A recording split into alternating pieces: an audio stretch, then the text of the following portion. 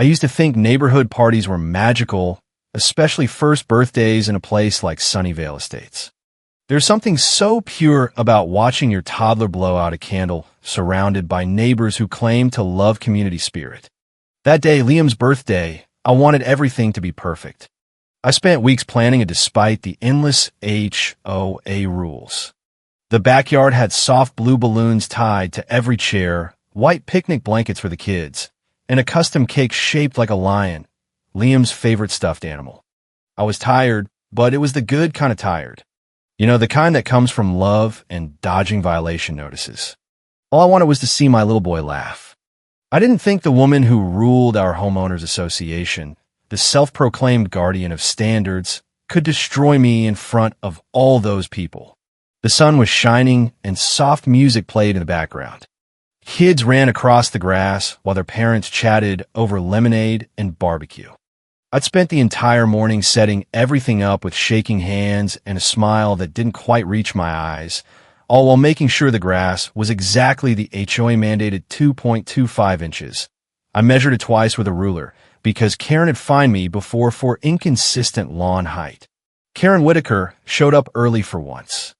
She actually brought a tray of store-bought cookies like she insisted on contributing. She even wore her official HOA polo shirt with the embroidered president badge. For a moment, I thought maybe, just maybe, things would feel normal again. But then it happened. I was standing near the dessert table, bouncing Liam on my hip. The candles were lit. Everyone sang, "Happy birthday to you." And I looked over at Karen. She smiled, but not the warm smile of a neighbor. It was tight, cold, polite for the crowd. As people clapped, Karen walked over and handed me a thick manila envelope. "Can you read this when you get a sec?" she whispered smoothly, just low enough not to get picked up by any phone videos. I laughed, thinking it was maybe a community card or a welcome to the standards note. Something neighborly. Maybe. I was so wrong. I opened it while Liam reached for the sprinkles on his cake. At first, I didn't understand. My eyes scanned the words without registering them. Then it hit me. Notice of major violation and impending lien. Filed 6 days ago by the HOA board under Karen's signature. The fine? $5,000 for unapproved gathering and aesthetic disruption because apparently my balloons were too vibrant and the party size exceeded the guest limit for non-approved events.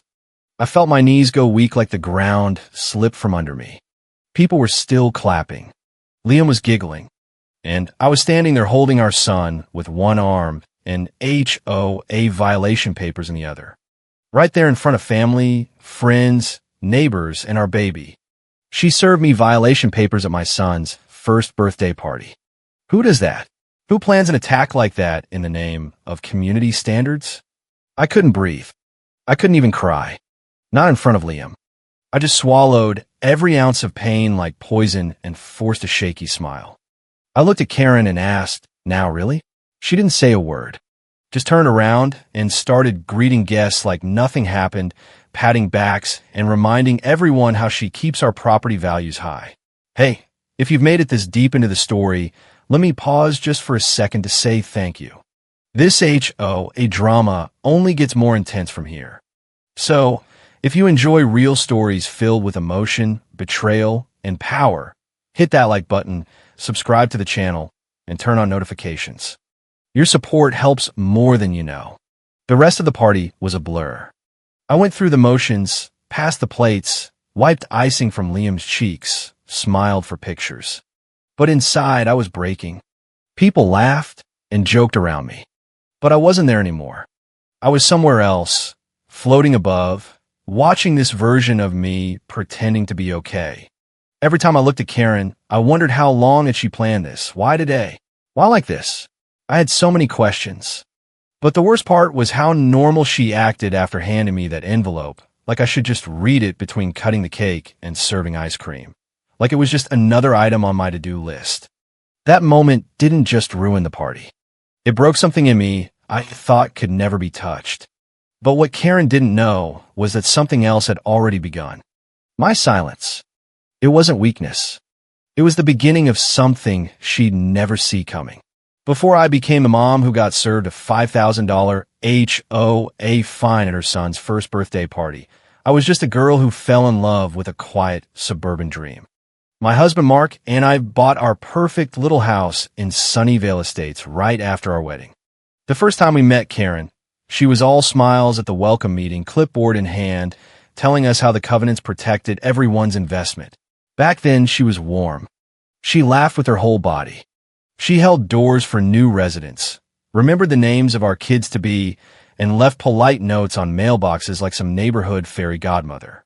We lived there for a year and a half before Liam came along. It really did feel like a fairy tale. The first few months were beautiful. We cooked together, made lists of baby names just for fun, and even used to talk about growing old on a porch swing someday, watching our property values rise thanks to those perfect HOA standards. When I found out I was pregnant with Liam, Mark cried. He picked me up and spun me around the living room. We painted the nursery a soft sea green. He built the crib himself. We picked out a stuffed lion we called Leo. And Mark kissed my belly each night and whispered, "Can't wait to meet you, little dude." But the night Liam was born, something shifted in the neighborhood. Don't get me wrong, Mark was happy. He held Liam like the most fragile thing in the world. But there was something in Karen's eyes when she dropped off a congratulations basket that looked overwhelmed, like she was trying to smile while calculating how crying baby would affect noise compliance. At first, I brushed it off. Maybe she was just enforcing the rules like always. Bringing a baby home isn't easy. You're sleep-deprived, sore, and everything smells like spit up. I needed peace more than ever, but the HOA wasn't available the way I imagined it would be. Karen started sending more time out on inspections. Some nights, she worked late on board business. Other nights, she claimed she was clearing her head at the community pool. Suddenly, the woman who used a wave cheerfully started leaving passive-aggressive notes. No more friendly chats. No more kitchen dance parties with neighbors. She stopped laughing and talking. She became quiet, not in a peaceful way, but like a closed door with no key. I blamed myself. I thought maybe I wasn't compliant anymore. Maybe my lawn wasn't attractive after the baby stroller tracks.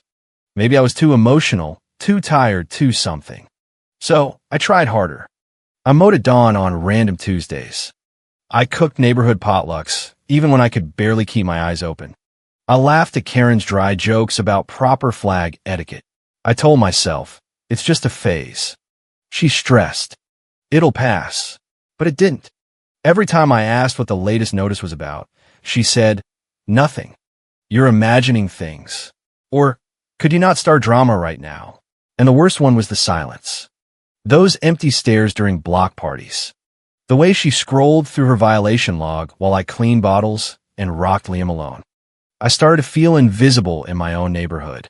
Lena, my best friend since high school who lived 3 houses down, noticed first. "You don't look like you anymore," she told me gently over coffee one day. She was holding Liam while he slept in a fuzzy blue blanket. I forced a smile and said I was just tired. But she looked me in the eye and said, "Sarah, I think something's going on with Karen." I didn't want to hear it. I didn't even want to believe it. We had a baby now, a home, a history, a community harmony, and promises. But deep down, a small voice in my chest agreed with her. Things weren't just quiet between us and the board anymore. They were off, like something was missing or someone else had walked in and taken my place. At the time, I still hoped I was wrong. I didn't know yet that this wasn't the middle of the storm. It was only the beginning. People always say, trust your gut. But what they don't say is how often your heart tries to muffle it. My gut had been screaming at me for months, but my heart kept whispering, "You're being paranoid. She loves the neighborhood. She's just strict." But the truth is, the heart can lie. The gut doesn't. Looking back, the signs were everywhere. I just didn't want to see them. The first time I really noticed something strange was one Sunday morning about 3 months after Liam was born. I'd made pancakes and fresh fruit like I used when we first moved in. Karen walked into the community meeting, glanced at my stroller parked 2 inches too close to the curb, and said, "Sorry, dear." Already noted. Her phone buzzed, and she smiled at the screen. Not an ordinary smile, a soft, secret one. I joked, "Who's got you smiling that hard this early?" As light as I could say it. She flipped the phone over and muttered, "Bored business," before walking away. It was subtle, so small, but something inside me paused. Then came the late-night inspections. She started working longer hours on covenants. At first, I believed her. The HOA could get demanding. But then she began showing up past midnight with her flashlight. And when she did, she didn't smell like committee coffee. I remember hugging her one night at a block party and catching a scent that didn't belong to our neighborhood standards. It wasn't my perfume, that's for sure. It was floral, light, expensive. When I asked her, she rolled her eyes and said a contractor had hugged her goodbye after a long meeting. I let it go. One evening, I found a gold bobby pin under the front seat of her golf cart she used for patrols. I hadn't worn bobby pins since my wedding day. When I asked about it, she said Lena probably dropped it when she gave her a ride last week. I called Lena later. She hadn't seen Karen in 2 months. Still, I convinced myself not to make a big deal out of it. Was I scared of the truth? Yes. Terrified, actually, because if I let myself believe something was wrong, it meant everything I thought I had, this home, this community, this life, could fall apart. I began noticing how she started guarding her clipboard. She used to leave it lying around on the picnic tables, completely open. These days, it never left her side. Once I heard it buzzing under her arm at 2 a.m. during a late patrol. She pretended not to hear it, then casually slid it under her jacket and went back to her notes. She started smiling at texts again. Smiles that didn't belong to the neighborhood anymore. And when you've lived under someone's rules for years, really known them, you can feel when their fairness has moved. Her smiles had drifted, and they weren't drifting toward fairness. Lena visited one day while Karen was out on inspection. She held baby Liam while I folded laundry. At one point, she glanced at me and asked, "Are you okay?" "Really?" I shrugged and joked, still compliant, still tired. She didn't laugh. After a few seconds, she said, "I don't want to overstep, but I don't like the way she talks to you. It's like she's somewhere else all the time." I swallowed hard and said she'd just been stressed. But deep down, I knew she was right. There were other signs, too. Little things. She stopped asking about my day. She barely waved at Liam. A quick pat on the head, maybe. And if I tried to chat at the mailbox, she tensed up like my words were violations. We used to share everything. Grocery lists for potlucks, silly neighborhood memes at night, our dreams for block parties with Liam when he was old enough to walk. But now all I got were mumbled citations and a quiet growing distance. What hurt most wasn't the suspicion. It was the slow, steady way I started disappearing from the neighborhood's good graces. Not with a fight, not with a loud violation, with silence, with indifference. That's what people don't understand about HOA heartbreak. It doesn't always come in one big storm. Sometimes it's like watching curtains close a little more each day until one day you realize the community is dark and cold and nobody's coming back in. Still, I kept telling myself, maybe it's stress, maybe she'll come back to fairness. Maybe if I'm just more patient, more compliant, more quiet. But deep under all the maybes and excuses, a part of me was starting to prepare for the truth I didn't want to face. It was a Wednesday when Lena rang my doorbell, not our usual coffee and chat day. I had just put Liam down for his nap and was still wearing the same food-stained hoodie I'd slept in. She didn't even say hello. She just walked in, shut the door behind her, and said, "Sarah, sit down." My stomach twisted. When someone tells you to sit down before they speak, you already know what's coming isn't good. I laughed nervously and said, "What's wrong?" She pulled out her phone slowly, like she was holding a bomb. Her hands were shaking. "Promise me you won't freak out," she whispered. "I already am freaking out," I told her, my voice trying to sound stronger than I felt. And then she turned her screen toward me. One photo. That's all it took to destroy the tiny bit of peace I was still clinging to. Karen smiling, her arm wrapped tightly around a contractor's waist. They were standing on her rooftop at night, city lights glowing behind them like the world was celebrating them. She was holding a glass of champagne. He had his other hand in his pocket, face tilted toward her like she was his whole world. Not the covenants. Her. My mouth went dry. There was this strange buzzing in my ears like the sound of distant TV left on too long. I couldn't speak. I couldn't blink. I could barely breathe. I know who he is, Lena added gently. Her name's on the permit she denied you last month. That picture was posted 2 nights ago by someone I follow. They didn't realize who she was, but I did. I stared at it. At her. That face I once trusted with my home. That face I'd once believed kept us safe. The caption read, "Cutest couple alert. Rooftop vibes with these 2 lovebirds called date night under city lights." She wasn't just bending rules. She was comfortable, public, proud. I think some part of me always feared something like this, but seeing it, something inside me cracked. And yet, weirdly, I didn't cry. I sat there holding Lena's phone for what felt like forever. Then I handed it back and asked her softly, "How long do you think it's been going on?" "I don't know," she said carefully. "But I think it's been a while." That night, I didn't confront Karen. I didn't yell, didn't scream, didn't throw things like they do in the movies. No, I held Liam. I fed him dinner. I gave him a bath. I read him Goodnight Moon and kissed his baby soft forehead. And then I sat in the dark and stared at the wall for hours. Something changed in me that night. It wasn't just heartbreak. It was awareness. I finally saw things for what they were, not what I wanted them to be. Karen hadn't drifted from fairness by accident. She'd chosen to leave the rules behind bit by bit, word by word, lie by lie. And while I was up every night with our baby, while I was losing sleep, trying to keep our home compliant, she was out drinking champagne with her secret contractor. Most people would have confronted her right then. Let all the pain spill out in a firestorm. But I didn't, because as awful as it sounds, something colder, something much quieter had taken over. I realized I had to be smart now for me, for Liam. So I started documenting. I took screenshots of the photo. I began tracking her late night inspections. I started saving every notice, every email, every pattern. This time, I wasn't going to be the broken homeowner. This time, I was going to be ready. When Karen came by the next day for her weekly check, she patted Liam's head and said, "Everything okay?" I nodded, smiled even. "Yeah," I said. "Everything's totally fine." And in that moment, everything was not fine. But for the first time in months, I felt powerful because now I knew the truth. And the truth, it wasn't a heartbreak anymore. It was evidence. And deep down, Karen had no idea what was coming. If you had seen me the day after I found that photo, you would have thought everything was normal.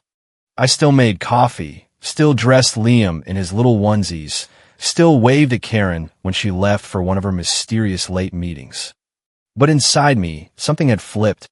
I wasn't crying anymore. I was calculating. I'd spent so long hoping Karen would come back to fairness. But now I knew she was never planning to. I just hadn't been brave enough to stop waiting. So I began planning quietly, step by silent step. The first thing I did was Google how to open a personal escrow account without the HOA knowing. Then during one of Karen's late nights out, I drove to a nearby credit union and opened one in my name only. I started putting away small amounts of money. Lunch change, gifted cash from my mom, even a few dollars from selling old baby clothes Liam had outgrown online. It wasn't much, but it was mine. I made copies of all our important documents. Karen's violation logs, insurance info, the deed to every house she targeted, and anything that could matter later. I kept them hidden in the back of a closet, inside an old purse she'd never looked through. Every time Karen ignored me, every time she smiled at a message I wasn't meant to see, I added to my file. Not just out of anger, but protection. I confided in Lena. She made me promise to be careful. "You don't know how people react when they realize they've been caught," she warned, and she was right. At this point, I no longer even knew who Karen was. One night, after Liam was asleep, I quietly called a lawyer. I was nervous, pacing back and forth with a whisper in my voice, holding the monitor just in case Liam cried. The woman on the other end was patient and kind.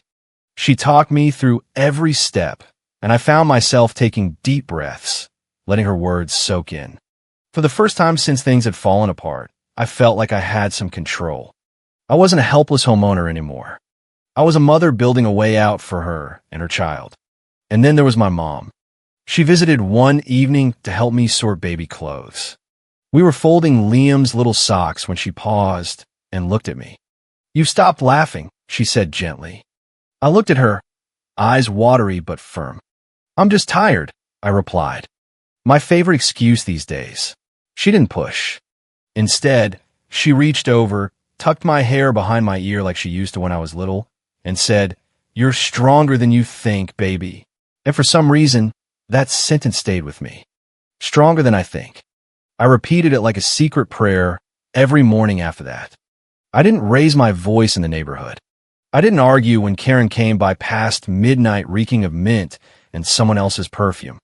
I didn't accuse her when she left the community gate locked for longer than usual, whispering on the phone. I just watched and planned. Each moment of betrayal she thought I didn't notice only made me sharper, calmer, because I knew what was coming. I wasn't going to scream at her from across the lawn. I wasn't going to fight in front of Liam. Karen wanted to blindside me with violation papers. Fine, but I'd meet that betrayal with silence and strategy. I had everything I needed now: proof, a lawyer, a plan. Only one thing was missing: timing, and that, well, Karen had unknowingly handed me the perfect moment. Our son's first birthday was just 2 weeks away. And while she thought it would be a celebration for Liam, for me, it would be so much more. Not a breakdown, not a farewell, but the beginning of the end. The day of Liam's first birthday felt strange from the moment I woke up. There was a heaviness in the air, but at the same time, I felt something else too. Power. Real quiet power. I looked in the mirror that morning for longer than usual. Instead of my faded sweats, I wore a red dress I'd bought months ago and never had the courage to put on. Not just any red. Bold red, sharp red, the kind that says don't look away. I curled my hair, put on light makeup, and for the first time in a long, long time, I felt like me. Not just a tired mom or a homeowner doing her best to hold a compliant family together, but Sarah, the woman who loved fiercely, the woman who now knew better. The backyard looked like something out of a magazine. Soft blue and gold balloons swayed gently in the breeze. Laughter from our guests filled the air. Kids ran barefoot on the grass while Liam crawled across the picnic blanket with cake smeared on his cheek. To everyone else, it was a beautiful, normal day. But under the smiles and cheerful music, I moved with quiet purpose. I had practiced this, planned this. This isn't just a party, I reminded myself. It's my exit. I watched Karen move through the guests like everything was fine. She made small talk, threw a football with her cousin on the board, kissed Liam on the forehead when someone pulled out a phone for pictures. Anyone looking from the outside would think we were the perfect community, but I couldn't unsee what I knew. I noticed how she kept checking her clipboard when she thought people weren't watching. How she smiled every time it buzzed. How she made a point to never drift too far from the camera. Playing the part of the loving president, the happy enforcer, the act. I quietly smiled through it all. Play my part, too. Everything was ready. The decorations, the cake, the music, and the envelope in my purse. A copy of the lawsuit I filed. Signed, sealed, prepped to be delivered after the party. I wasn't going to ruin Liam's big day. No, she had already taken that job. I was going to walk out with grace, not rage. But what Karen did next, even after everything, even after sneaking around behind the covenants for months, it still caught me off guard. The sun had started to lower by the time we gathered everyone near the cake. "Happy birthday to you." The crowd sang, clapping and smiling at Liam as I held him in my arms. And that's exactly when Karen walked up to me. Calm, smiling, casual. She handed me a manila envelope in front of everyone. "Just read this when you get a sec," she whispered right next to my ear. And then she stepped back like nothing had happened. I looked down. There it was. Her lawyer's name in bold. Violation paperwork. She had actually chosen today to serve me at my child's first birthday party in the middle of the cake in front of all our friends and family. I stood holding Liam and the envelope, my heart beating so hard I thought I might drop both, but I didn't. I just smiled. Not for Karen, for Liam, for the guests, and for myself because now the game had changed. I walked back to the table, gently set the envelope down under the party plates, and kissed Liam on the nose. Karen thought she'd shocked me, that she stole a moment. But the truth, she handed me the perfect stage. She had no idea that my part of the show hadn't even started yet. And what came next would leave everyone speechless. Everyone was still clapping and laughing as I stood there, holding Liam in one arm and Betrayal in the other. Karen had walked off, smiling like she had just handed me a birthday puzzle, not violation papers. Everything around me blurred, the chatter, the balloons swaying in the wind, the camera clicks. I couldn't hear any of it, just my own heartbeat pounding in my ears like a drum. But I didn't fall apart. No.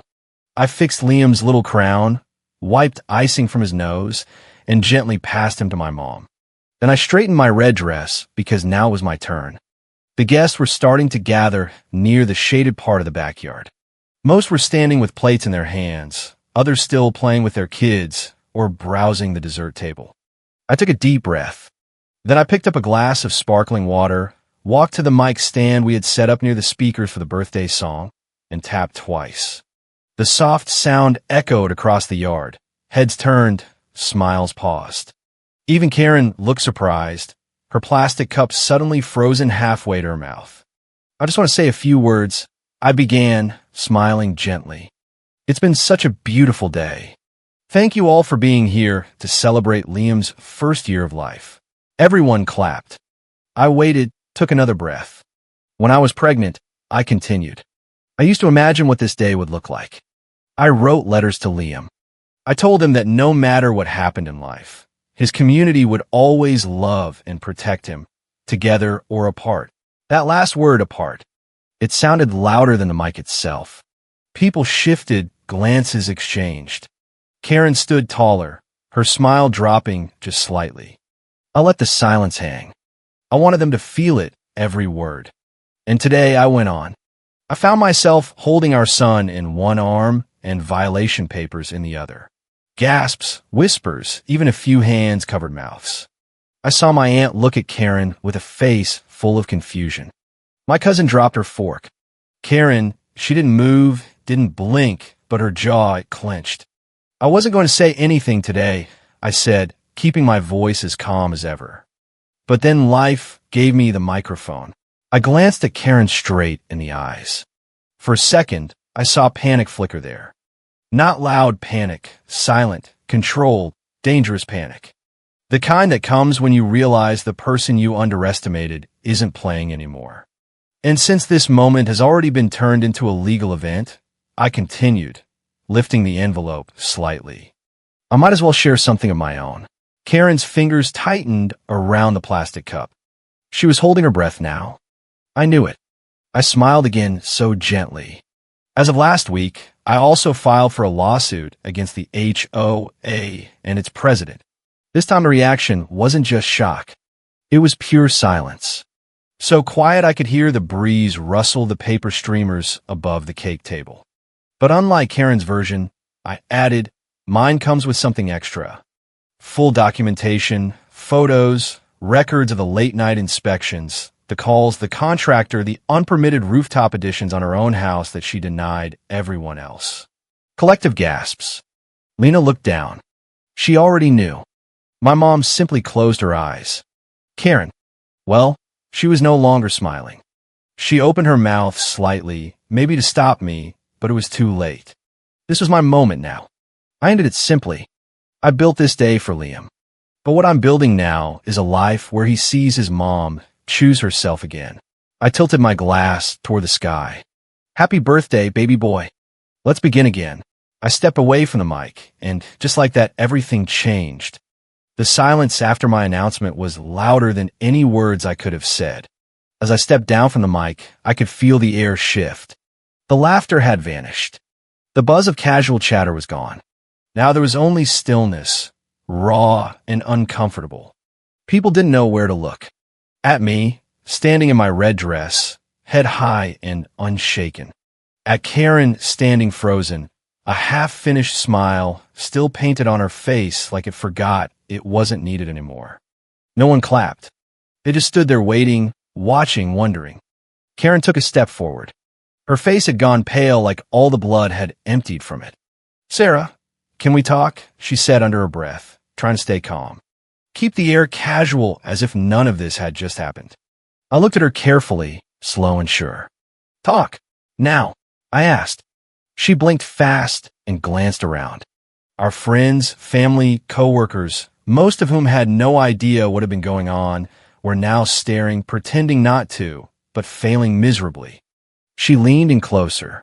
"You didn't have to do this here." I stepped back. "And you did." I raised my eyebrows. That hit her.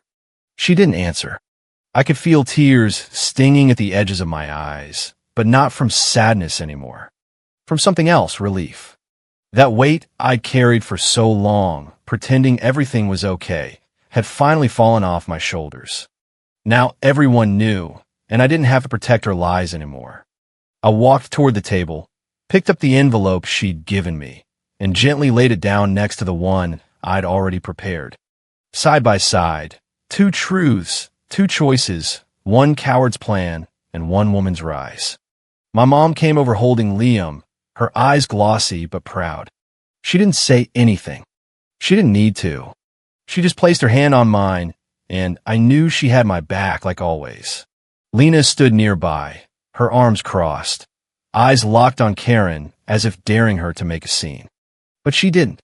She stayed silent as people slowly began picking up their kids and plates, awkwardly saying their goodbyes. No one looked at her on the way out.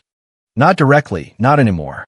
As our last guest trickled out, Karen followed me into the house. "Sarah," she began, her voice cracking. "I just want to explain." I turned around sharply. "No, because now I control the ending to this story." Her face dropped. "Were you ever going to tell the board about your contractor? Or was I just supposed to sign your papers like a good, quiet homeowner?" She lowered her eyes. "Guilty. Exposed. I didn't mean for it to happen like this. That sentence set something off in me. You didn't mean to bend the rules, or you didn't mean to get caught." I stepped forward, calm but fiery. "What you didn't mean to do was hand me the opportunity to free myself in front of everyone we know."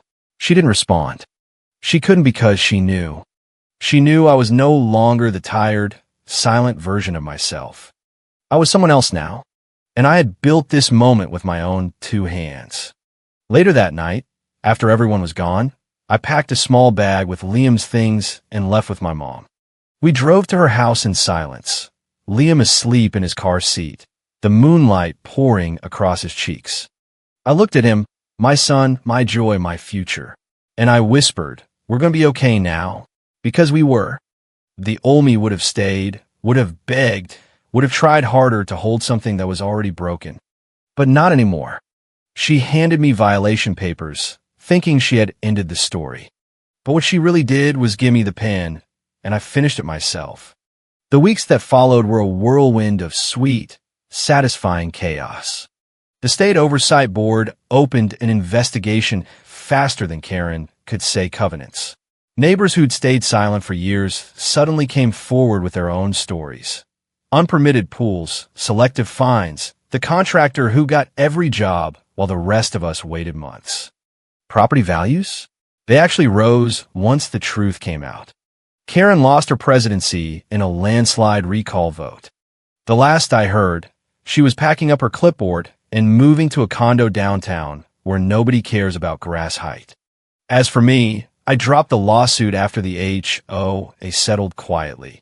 Full reimbursement, rule reforms, and a public apology posted on the community board. Liam's second birthday is coming up soon. No balloons restrictions this time. Just family, friends, and a backyard that finally feels like home. I still measure the grass, sometimes out of habit, but now I laugh while I do it. Because the real magic isn't in perfect lawns or polite smiles.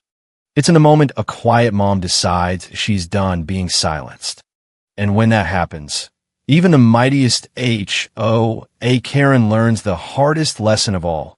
Never underestimate the woman who smiles through the fines. She might just be writing the next chapter.